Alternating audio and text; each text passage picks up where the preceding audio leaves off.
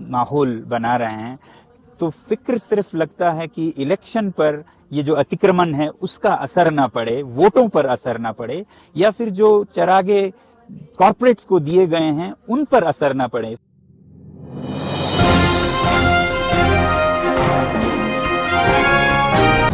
लेह से लेकर लद्दाख को छावनी बना दिया गया है। जी हां, लेह से लद्दाख के बीच छावनी की तो बात चल रही है, सोनम वांगचुक के बारे में बात नहीं चल रही। सोनम वांगचुक वहां बैठे हैं लद्दाख पर अनशन पर।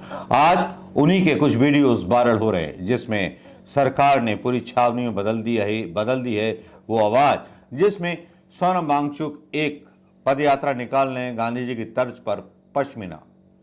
लेकिन यहां पश्मीना तो छोड़ो, यहां तो लेने के देने पड़ गए प्रधानमंत्री मोदी जी के, कि शायद उनको लगता है कि उनकी पार्टी हार रही है, इसीलिए लोकतंत्र की आवाज को दबाने के लिए सोनम वांगचुक जैसे व्यक्ति को दबाया जा रहा है। जो सोनम वांगचुक दावा कर रहे हैं कि चीन अंदर तक घुस गया है और बहुत बड़ा खतरा है।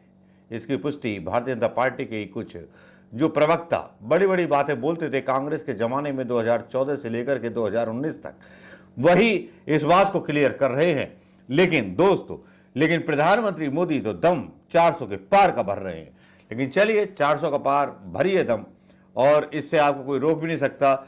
लेकिन इतना तो तय है कि जब तक आप जाएंगे, जब तक हिंदुस्तान को जो है एक सूखी कटोरी में भीख मांगने के लिए छोड़ जाएंगे प्रधानमंत्री मोदी जी। बुरा मत मानिएगा, और ना बुरा माने वो प्रधानमंत्री मोदी के समर्थक जो आज बहुत बढ़ बढ़ करके ज्ञान पेल रहे हैं व्हाट्सएप पर और यूट्यूब पर और सोशल मीडिया पर। बात उनकी नहीं हो रही। बात यहां से शुरू करते हैं, कैसे कैसे मूर्ख नेता ये लोग अपने यहां लेकर के आते हैं जिनको इतिहास के बारे में पता नहीं होता। शुरुआत करते हैं कंगना रनावत जो लड़ रही हैं मंडी से। वो वल्लभ भाई पटेल के बारे में नहीं जानती कि वो बैरिस्टर थे, इंग्लिश जानते थे, सब कुछ जानते थे, लेकिन फिर भी उनका बयान आता है। एक बयान उन्होंने सुभाष चंद्र बोस के बारे में भी डाला था। दोनों बयानों को देखिए, फिर तुलना कीजिए कि जो इंटरव्यू ले रही है पत्रकार, उसकी हालत क्या हो रही होगी इंटरव्यू लेने के बाद, कि इस तरह की अनपढ़ और जिसने केवल मॉडलिंग की हो, वो किस तरह से बात कर रही है। पहले मुझे ये बात आज क्लियर करने दीजिए। जब हमें आजादी मिली तो the first prime minister of India Subhash Chandra Bose, वो कहां गए? वो तो प्राइम मिनिस्टर नहीं थे। ये तो सरदार पटेल क्यों नहीं हमारे प्राइम मिनिस्टर बने? वो भी क्योंकि उनको इंग्लिश नहीं आती थी। This is quote unquote. Sardar is a better leader but he is not good with English. Mohandas Karamchand Gandhi, quote unquote. ये वीडियो आपने सुन लिए होंगे दोस्तों, और इस वीडियो के सुनने के बाद फिर चलते हैं हम वांगचुक की तरफ कि वांगचुक साहब जो कर रहे थे आमरण अनशन, और आमरण अनशन के बाद उनका एक वीडियो आता है जिसमें बोलते हैं लेह लद्दाख को बार जोन बना दिया गया है। हमारे अनशन में शामिल लोगों को भी पुलिस पकड़कर थाने ले गई, जहां उन्हें बांध भरने को कहा गया। हमें लग रहा है ये हालात अभी काबू से बाहर जा सकते हैं। आखिर सरकार में इतनी बौखलाहट क्यों है?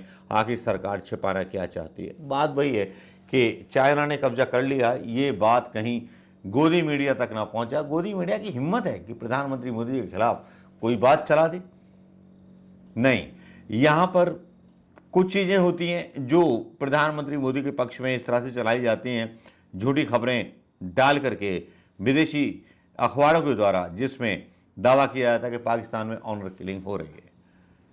इसका एक वीडियो मैंने बना रखा था, लेकिन वो मैं कल डालूंगा दोस्तों। लेकिन वांगचुक की बात करते हैं। वांगचुक साहब क्या कह रहे हैं, जरा सुनिए। 1 मिनट 28 सेकंड का इनका वीडियो। ये जो 7 अप्रैल रविवार को पश्मीना मार्च हम कर रहे हैं गांधी जी के पद चिन्हों पर, उसके बारे में सरकार कुछ ज़्यादा ही कदम ले रहे हैं।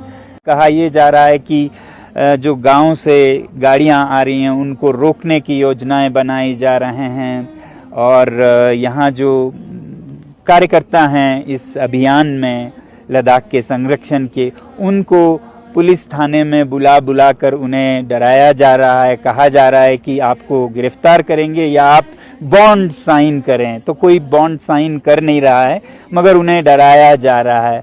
ये मुझे अजीब लग रहा है कि इतना ओवर रिएक्शन क्यों? इस ओवर रिएक्शन से तो और भी गलत प्रभाव पड़ सकता है। इतने शांतिपूर्ण एक आंदोलन में, जैसा कि शायद ही हुआ हो भारत में या लद्दाख में, तो ऐसे में क्यों प्रशासन लोगों को डरा कर शायद शांति में और समस्याएं। वांगचुक जो हैं लद्दाख के, जिनके ऊपर फिल्म बनी 3 इडियट, उनका एक वीडियो और आता है, वो भी सुन लीजिए कि किस तरह से इंटरनेट बैन कर दिया गया है, धारा 144 लगा दी गई है। लद्दाख में चीन हमारी ज़मीन पर कब्जा कर रहा है, कई बार बोल चुके हैं वांगचुक साहब, लेकिन प्रधानमंत्री मोदी जी की लाल आंख नहीं खुल रही, जिस लाल आंख को देखने के लिए बेचैन पड़ा हुआ है हिंदुस्तान। आज रात और कल में पूरे लेह शहर को मतलब एक छावनी, एक वॉर जोन की तरह बना दिया जाएगा। हर रास्ता जो लेह की तरफ आता है उस पे नाकेबंदी होगी, पुलिस होगी, आंसू गैस होंगे, स्मोक ग्रेनेड्स होंगे, ये रायट गियर्स होंगे, ये सब दिखाया जा रहा है ताकि लद्दाख के लोग लेह की तरफ आ ही नहीं पाएं और ऐसा कोई मार्च भी ना हो। तो इतनी बौखलाहट सरकार में क्यों है, ये अपने आप में एक जवाब सा बन गया है कि कितना छुपाने को है, कितना दिखाने को है। इस समय लद्दाख बहुत संवेदनशील है। देश के सभी नेता, खासकर सैनिक नेता, सैनिक विद ये बोल रहे हैं कि लद्दाख बहुत संवेदनशील है, सीमा पर है, मगर उसकी परवाह सरकार को नहीं लगता है कि सीमा के संवेदनशीलता से राष्ट्रीय सुरक्षा पे क्या असर पड़ेगा अगर लद्दाख के लोगों के मन को ठेस पहुंचे। तो ऐसे में हमें लग रहा है कि न उन्हें राष्ट्र सुरक्षा की चिंता है, न सैनिकों की चिंता है, और यहाँ के लोगों की तो बिल्कुल नहीं है। पिछले 21 दिनों के अनशन में एक बार तक नहीं पूछा, मगर जब ये मार्च की बात आई तो इतना डरावना माहौल बना रहे हैं।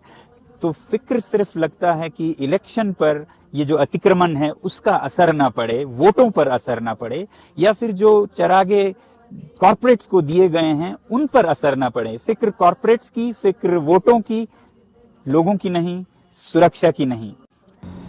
वांगचुक जो हैं लद्दाख के, जिनके ऊपर फिल्म बनी 3 इडियट, उनका एक वीडियो और आता है, वो भी सुन लीजिए कि किस तरह से इंटरनेट बैन कर दिया गया है, धारा 144 लगा दी गई है। लद्दाख में चीन हमारी ज़मीन पर कब्जा कर रहा है, कई बार बोल चुके हैं वांगचुक साहब, लेकिन प्रधानमंत्री मोदी जी की लाल आंख नहीं खुल रही, जिस लाल आंख को देखने के लिए बेचैन पड़ा हुआ है हिंदुस्तान। सवाल ये उठता है वांगचुक जी की वीडियो के बाद कि प्रधानमंत्री मोदी जी आप चीन पर एक्शन कब लेंगे।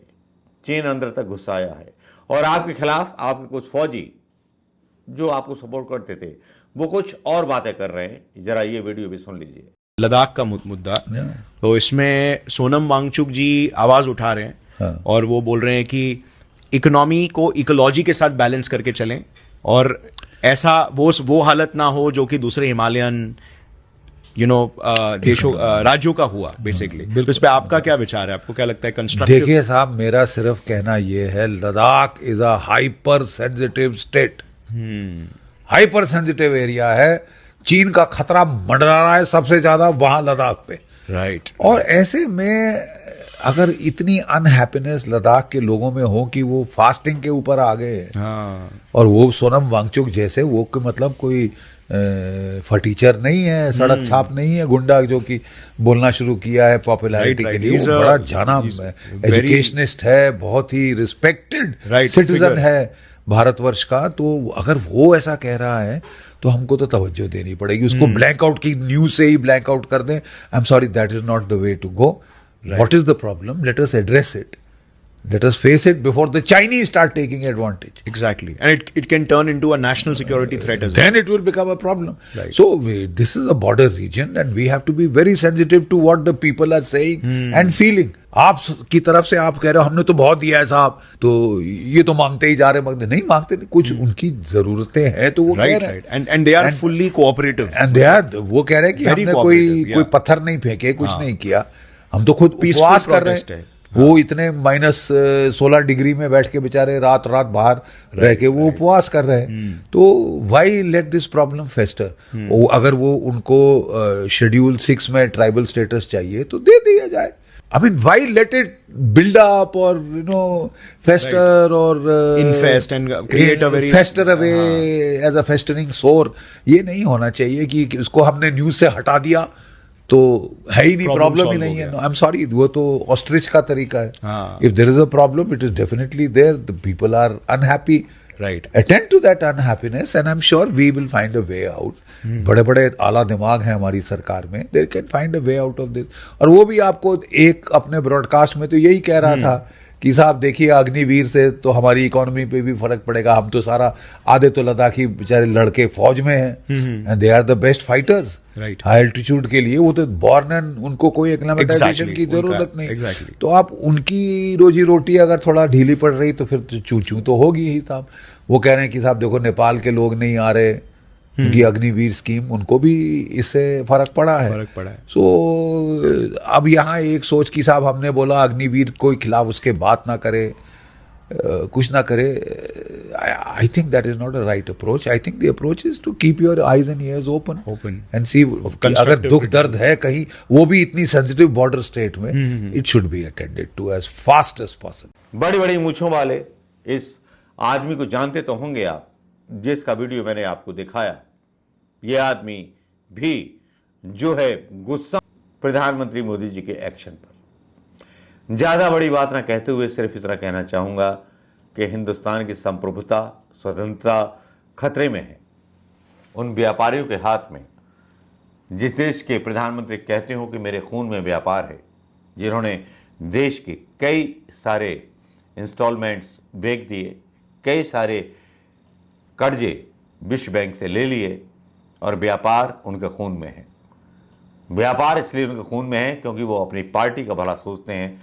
बड़े बड़े इलेक्टोरल बॉन्ड के जरिए पार्टी के लिए फंड्स लेकर के आते हैं, चुनाव आयोग में अपने आदमी बिठाते हैं। बात यही है कि चीन से डरे हुए प्रधानमंत्री मोदी जी चीन को लाल आंख कब दिखाएंगे, सोचने वाली बात है दोस्तों। नमस्कार, जय हिंद दोस्तों।